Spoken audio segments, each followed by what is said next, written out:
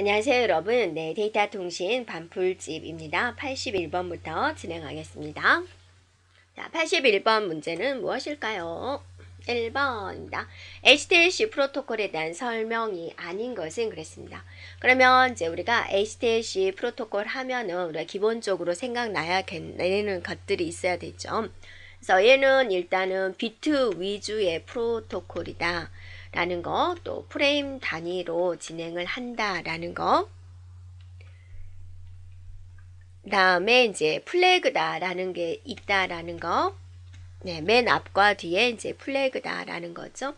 그 다음에 이제 단방향 통신, 반이중 통신 방식, 전 이중 통신 방식을 모두 지원하는 방식이다 라는 거고요. 오류 제어를 위해서 go back and ARQ, 네, 그 다음에 이제 선택적이죠. selective repeat, 네, ARQ, 네, 이런 방식을 이제 사용을 한다라는 거고, 또 흐름 제어하기 위해서 슬라이딩 윈도우 방식, 네, 슬라이딩 윈도우 방식을 사용한다라는 거. 그다음 이제 프레임에 대한 구조가 플래그가 있고, 그다음에 이제 주소부가 있고, 그다음에 제어부가 있고, 네, 그다음에 정보부가 있고, 그다음에 FCS 검사부가 있고, 그다음에 이제 플래그가 있다. 이런 형식으로 이루어져 있는 거죠. 그래서 아닌 것은 무엇일까라는 겁니다. 자, 1번에 보면은 점대점 멀티포인트 링크를 위해서 개발이 되었다 맞습니다. 반이중통신, 전이중통신 모두 지원하고요. 오류 제어를 위해서 stop and ARQ가 아니라 go back and ARQ 이 방식을 이제 사용하는 거죠. 또는 selective repeat ARQ.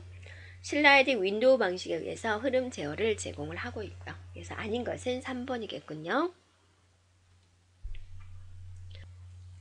네, 82번입니다. 불균형적인 멀티포인트 링크 구성 중 주 스테이션이 부 스테이션에게 데이터 전송을 요청하는 회선 제어 방식은 그랬습니다. 그래서 여기는 주 컴퓨터가 있고, 네, 부 컴퓨터가 있다라고 생각을 했을 때 폴링 방식이 있고요. 네, 그 다음에 셀렉션 방식이 있는데요. 폴링 방식이다라는 것은 이제 단말기한테 물어봅니다. 부한테 나한테 전송할 데이터가 있느냐라고 물어보는 거예요. 있어요 라고 하면 전송해 라고 하는 거고, 셀렉션은 뭐냐면 단말기한테 내가 지금 데이터를 보낼 건데 지금 수신할 수 있니? 라고 물어보는 거예요. 자, 문제는 주가 부한테 데이터 전송을 요청하는 거예요. 너 나한테 보낼 거 있니? 라고 물어봐서 yes이면 이제 보내라 라는 거죠. 그래서 정답은 네, 2번에 나와 있는 이제 폴링 방식이 되겠습니다. 83번입니다. 데이터 프레임의 정확한 수신 여부를 매번 확인하는 거죠. 잘 도착했나 계속 궁금해하는 거죠. 그 다음에 이제 다음 프레임을 전송해 나가는 ARQ 방식은 그랬습니다. 자, 여기서 ARQ 방식은 이제 몇 가지 방식이 있는데요. 네, 자, 여러분이 보면은 일단은 stop and wait, 네, ARQ가 있죠. 이게 지금 어떠세요? 하나 상대방한테 보내고, 네, OK 신호 보내고, 되면 이제 또 그 다음 거 보내고, 이런 방식으로 이제 운영하는 방식을 말을 하죠. 만약에 상대방이 좀 대답을 안 주고 있어요. 그럼 계속 네, 기다리는 방식이 되죠. 그래서 전송을 하다가 오류가 발생이 되면 어떻게 처리할 거냐. 전송 오류를 제어하는 방식에 이런 ARQ가 있다라는 겁니다. 그래서 이제 정답은 4번이 되겠죠. 그 외에도 여러분이 또 생각나줘야 되는데 go back and ARQ 방식이 있죠. 이건 어떤 방식이에요? 하나의 프레임을 보내는 거죠. 네. 그래서 하나의 프레임을 보내고, 네. 만약에 이제 오류가 발생이 됐다. 그러면, 자, 오류가 발생된 이후의 거를 이제 모두 보내는 방식을 말을 하죠. 그래서 3, 4, 5, 6, 7, 1, 2, 3, 4, 5, 6, 7을 보냈는데 상대방이 3번이 옳은데 라고 이제 응답이 온 거예요. 그러면 3번부터 이렇게 다 보내는 방식을 네, 말을 하죠. 그래서 여러분이 보니까 이제 좀 불합리하다라는 생각이 들죠. 그래서 또 이제 우리가 연구를 해가지고 뭐가 생겼어요? 네, 셀렉티브, 선택한다라는 거죠. 그래서 선택해서 그것만 리피트, 반복해서 보내는 방식이다. 1, 2, 3, 4, 5, 6, 7을 보냈는데 3번에서 오류예요 라고 오면은 3번만 다시 보내는 방식이 셀렉티브 리피트 ARQ가 되죠. 그 다음에 이제 적응적 ARQ가 있습니다. 네, 적응적 ARQ 방식은 데이터 프레임의 길이를 채널의 상태에 따라서 동쪽으로 변경해가지고 네, 진행하는 방식입니다. 당연히 회로는 복잡하게 되겠죠. 네, 다음 문제입니다. 패킷 교환과 관련이 없는 것은 그랬습니다. 우리가 이제 교환 기술을 한번 정리를 해본다면 네, 여러분이 이제 교환 기술 한번 정리를 해볼까요? 회선 교환 방식이 있고, 회선 교환 방식. 그 다음에 이제 축적 교환 방식이 있죠. 네, 축적 교환 방식.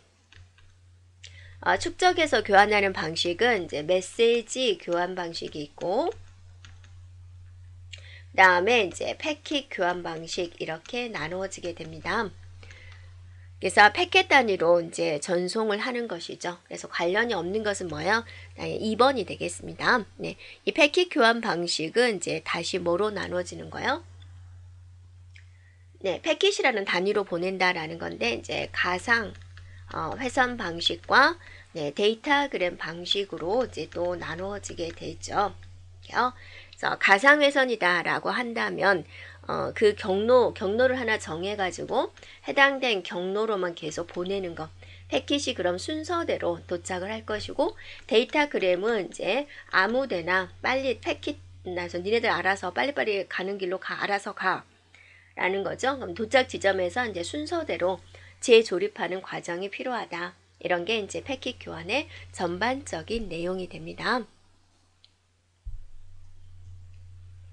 자, 다음 문제입니다. 많은 단말기로부터 많은 양의 통신을 필요로 하는 경우에 유리한 네트워크 형태는 것이죠. 일단은 많다 그러죠. 네, 많아요. 그러면 자, 뭐가 좋냐라는 거죠.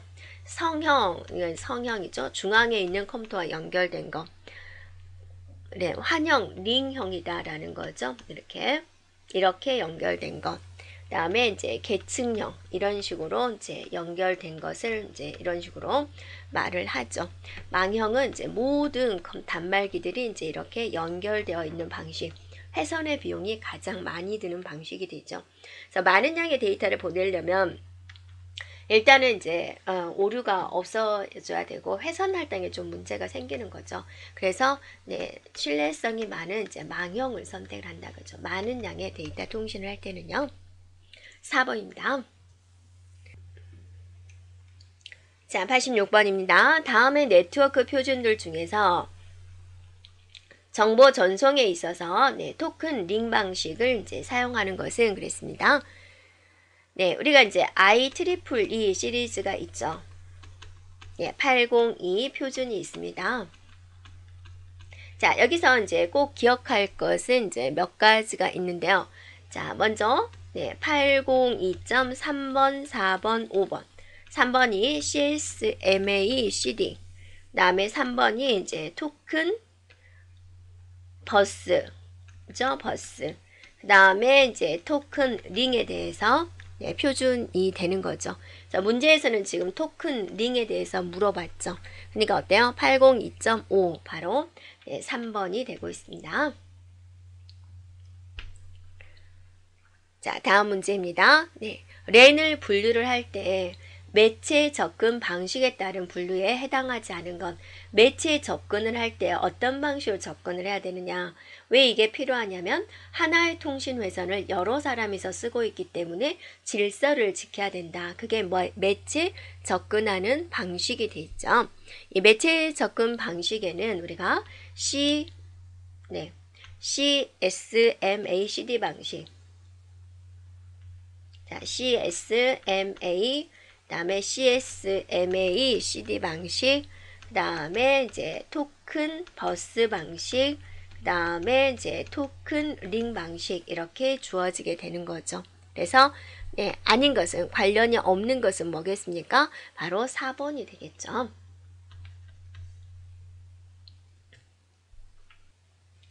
88번입니다. ATM에 사용되는 ATM 셀의 헤더와 유로 부하의 크기는 몇 옥텟인가 그랬습니다. 그래서 ATM 기술이다라는 것은 우리가 동영상이 있으면 이걸 통째로 다운로드 받은 다음에 재생을 하면 너무 시간이 많이 걸리니까 이렇게 쪼개는 거죠. 이런 식으로. 자, 그래서 하나의 동영상을 이런 식으로 쪼개는데 이거를 다운로드 받아서 재생을 해주고 재생하는 동안에 이거를 다운로드 받고 이거 재생하는 동안에 그 다음 거 다운로드 받고 이런 방식을 말을 하는데 이것의 크기를 우리는 이제 셀이다 라고 하는데요. 이것의 크기는 얼마일까? 총 53 옥텟, 53바이트다 라고 이야기를 합니다. 그래서 여기는 이제 헤더 부분이 있고 그 다음에 사용자 정보가 있습니다. 사용자에 대한 정보 부분이 이렇게 나눠지게 되는데 헤더는 이제 5바이트가 되는 것이고요. 5옥텟 5바이트가 되는 것이고 나머지 48이 사용자 정보 유로 부하의 내용이 됩니다. 그래서 정답은 바로 4번이 되겠습니다. 자, 다음 문제입니다. TCP IP상에서 운용되는 서비스가 아닌 것은 그랬습니다. FTP는 파일을 송수신할 때 사용되는 것이고 그 다음에 텔넷은 원격 접속이 되는 것이고 이메일은 이제 전자우편을 말을 하는 거죠. 그래서 이것이 되는 거고 4번의 DSU는 뭐 하는 거예요? 디지털 신호를, 디지털 데이터를 디지털 회선에 적합하도록 디지털 신호로 변환하는 신호 변환기 중에 하나이죠. 그래서 정답은 4번이 되겠습니다. 자, 20번입니다. IP 주소에 5개의 클래스가 있습니다. 그러니까 IP 버전 4에 대한 내용이죠. 멀티캐스팅을 사용하기 위해서 예약되어 있다라는 겁니다. 그래서 멀티캐스팅을 위해서 예약된 것은 바로 무슨 클래스예요? 바로 D형 클래스가 되죠. 그래서 A, B, C, D, E형 클래스가 있는 거죠. A 클래스는 이제 국가망, 국가망에서 사용되는 방식이 되는 것이고요. 그 다음에 이제 B 클래스, C 클래스는 이제 중대형, 그 다음에 이제 소형 이런 데서 이제 사용되는 것이고, D형이 바로 이제 멀티캐스트 용으로서 이제 사용되는 것이고, 그 다음에 E 클래스는 이제 예비 용도로 이제 남겨놓은 거죠. 그래서 문제에서 말하는 이제 것은 이제 바로 D형이니까 바로 4번이 되겠군요. D 클래스입니다. 91번입니다. 적절한 전송 경로를 선택을 하고 이 경로로 데이터를 전달하는 네트워크 장비는 무엇입니까? 경로 이야기가 나오면 장비는 뭐예요? 바로 이제 라우터가 되는 거죠. 3번입니다. 1번에 나와 있는 리피터는 신호를 증폭시켜 주는 것, 브릿지는 동일한 네트워크를 연결하는 것, 그 다음에 이제 게이트웨이는 서로 다른 네트워크를 연결하는 것, 이렇게 우리가 볼 수가 있습니다. 다음 문제입니다. 프로토콜의 기본 요소가 아닌 것은, 프로토콜이다 라는 것은 뭐를 의미해요? 바로 통신 규약이죠. 우리가 이제 법전이다 라고 생각해 주면 되죠. 그래서 얘는 구문, 의미, 타이밍 세 가지를 갖춰서 이제 기술을 해야 된다라는 거죠. 그래서 구문이다, 신텍스다 라는 것은 데이터 형식이나 보아 신호나 또 이런 것들에 대한 사항을 규정을 하는 것이고요. 그 다음에 의미는 뭐냐면 이제 오류 제어, 흐름 제어 이런 제어 절차에 대한 기술을 나열을 하는 거고, 타이밍은 이제 시간에 관련된 거, 통신 속도, 순서 이런 것들을 이제 규정을 하는 내용입니다. 그래서 아닌 것은 뭐겠습니까? 바로 3번이 되고요. 다음 문제입니다. OSI 7계층과 이에 관련된 표준으로 서로 옳지 않게 연결된 것은 그랬습니다.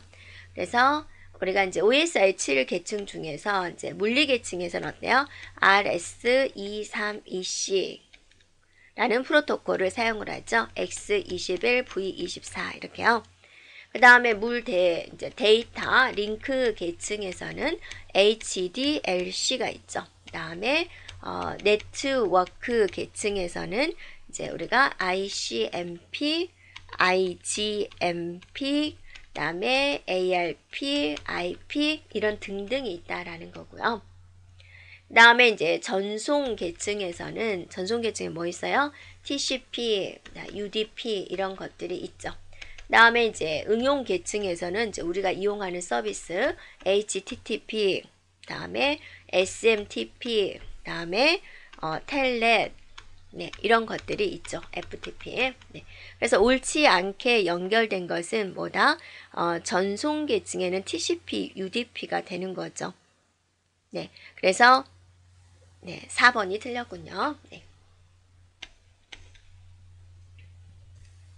자, 다음 문제입니다. 공중 데이터망에서 패킷 형태를 위한 DT와 DC의 인터페이스 규격을 포함하고 있는 ITU의 권고안. 이건 이제 X25가 됩니다. 정답 1번이 되는 거죠.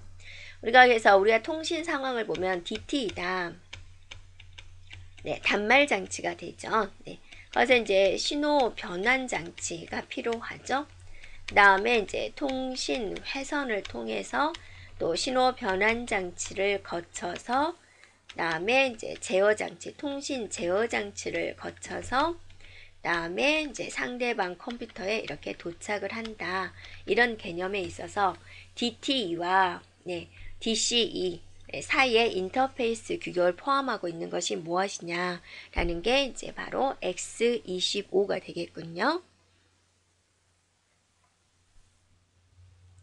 네, 다음 문제입니다. 호스트의 물리 주소를 통해서 IP 주소를 얻어오는 거. 그러니까 IP 주소를 MAC 주소로 바꿔준 게 뭐라고 그랬어요? ARP다라고 그랬죠.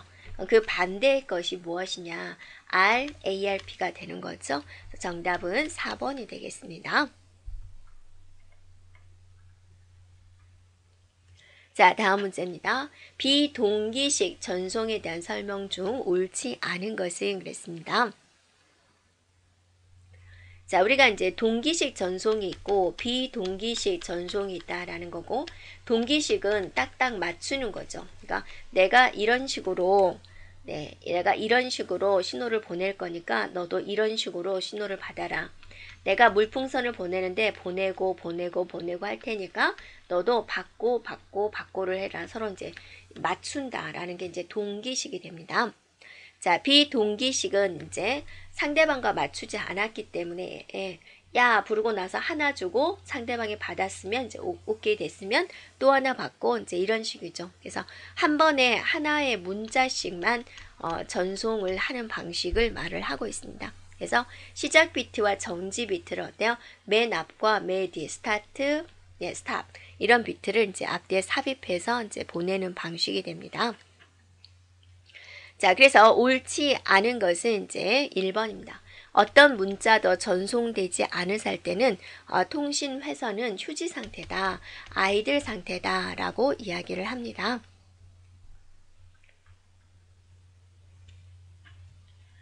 자, 다음 문제입니다. OSI 7 계층 중 두 번째 계층인 데이터 링크 계층에서 사용되는 기본 단위가 무엇이냐 그랬죠.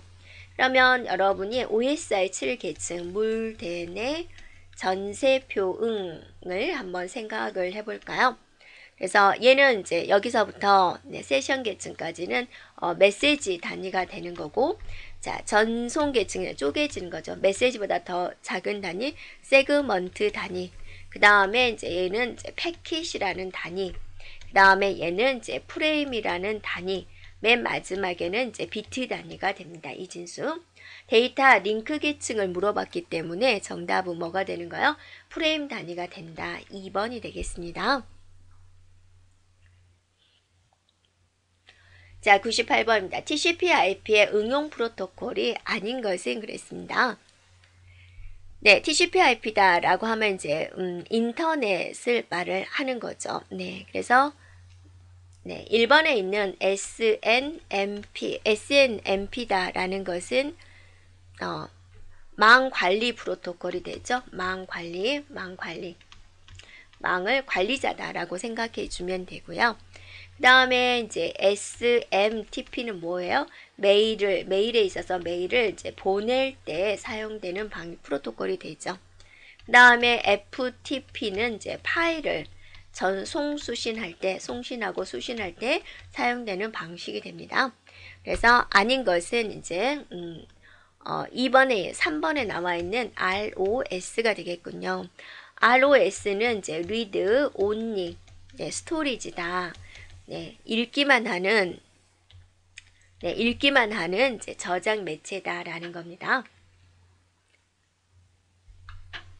자, 다음 문제입니다. TCP/IP에서 사용되는 논리 주소를 물리 주소로 변환시켜 주는 것은 무엇이냐? 자, IP 주소가 있고 이거를 이제 물리 주소, 맥 주소로 이제 바꿔 주는 거. 그게 바로 뭐가 되는 거예요? 바로 ARP가 된다라는 겁니다. 자, 100번입니다. 아날로그 데이터를 디지털 신호로 전송하기에 적합한 변조 방식은 그랬습니다. 자, AM이 있는데요. AM은 이제 아날로그 데이터를 이제 아날로그 신호로 전송하는 거고, 자, ASK는 디지털 데이터를 아날로그 신호로 전송하는 거고, NRZ는 디지털 데이터를 디지털 신호로 전송하는 겁니다. 자, 문제에서 아날로그를 디지털로 바꾸는 것은 PCM입니다. 여러 목소리의 아날로그를 컴퓨터 속으로 들어갈 수 있도록 디지털로 바꿔보는 걸 PCM이라 그러죠. 표본화, 양자와 보호화 과정을 거쳐서 이루어지는 것을 말을 합니다. 그래서 정답은 2번이 되겠습니다. 네, 자, 여기까지 진행하겠습니다.